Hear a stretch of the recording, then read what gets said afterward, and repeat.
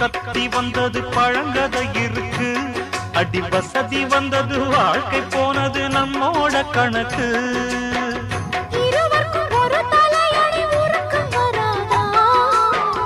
இருக்கட்டும் இவனுக்கும் அந்த நினைப்பு வராதா?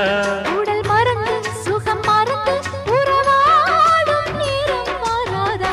ரெக்க கட்டி பறக்கு தட்டி அண்ணாமல்ல சைக்கிள் ஆசைப்பட்டு ஏறிக்கிட்டேன் ஐயாவோட பைக்கில். தோள கட்டி பிடிக்கையிலே என்ன சுகம் கண்ணம்மா.